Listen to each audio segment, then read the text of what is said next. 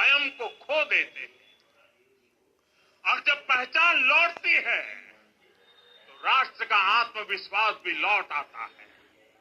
और इसलिए मैं कहता हूं, देश को आगे बढ़ना है तो अपनी विरासत पर गर्व करना होगा।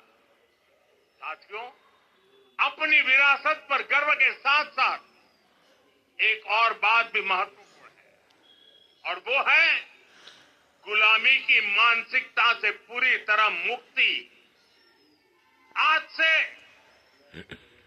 190 साल पहले 190 साल पहले साल 1835 में 1835 में मैकाले नाम के एक अंग्रेज ने भारत को अपनी जड़ों से उखाड़ने के बीज बोए थे। मैकाले ने भारत में मानसिक गुलामी की नींव रखी थी।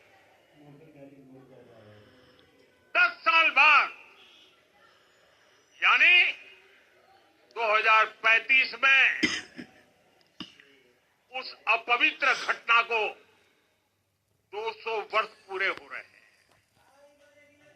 कुछ दिन पहले मैंने हमें आने वाले 10 वर्षों तक उस 10 वर्षों का लक्ष्य लेकर चलना है कि भारत को गुलामी की मानसिकता से मुक्त करके रहेंगे।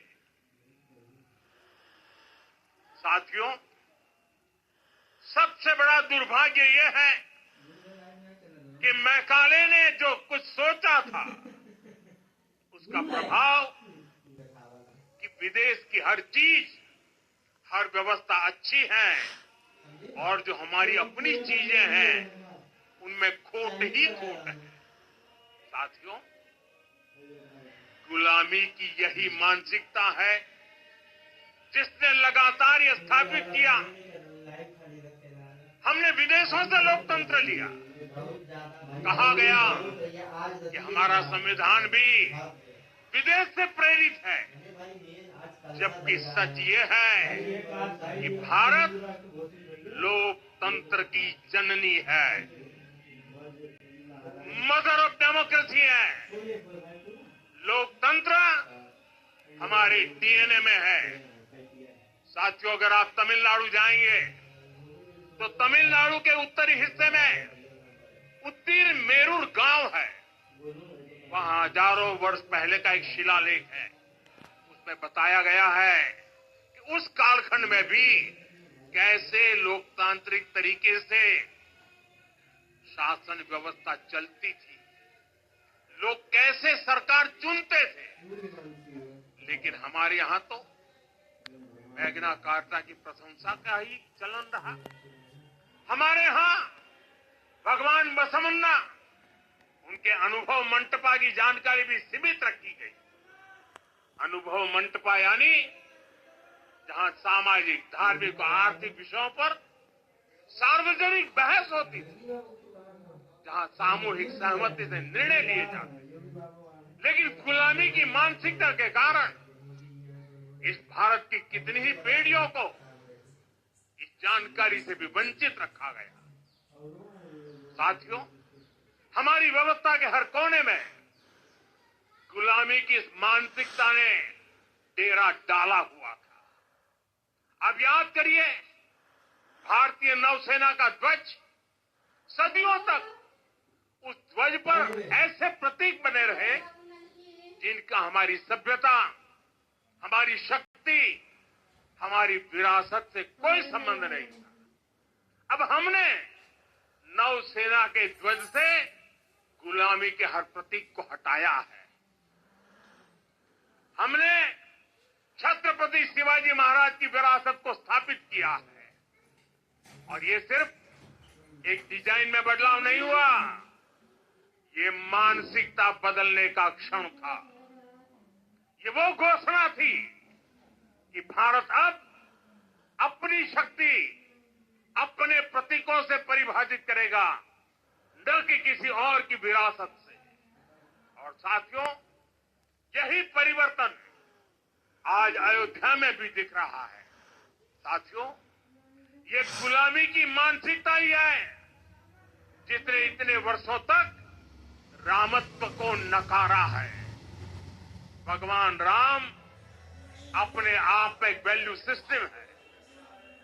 ओरछा के राजा राम से लेकर रामेश्वरम के भक्त राम तक और शबरी के प्रभु राम से लेकर मिथिला के पाहुन राम जी तक भारत के हर घर में, हर भारतीय के मन में और भारतवर्ष के हर कण कण में राम है। की मानसिकता इतनी हावी हो गई कि प्रभु राम को भी काल्पनिक घोषित किया जाने लगा। साथियों, अगर हम ठान लें अगले 10 साल में मानसिक गुलामी से पूरी तरह मुक्ति पा लेंगे और तब जाकर के ऐसी ज्वाला प्रज्वलित होगी, ऐसा आत्मविश्वास बढ़ेगा। 2047 तक विकसित भारत का सपना पूरा होने से भारत को कोई रोक नहीं पाएगा।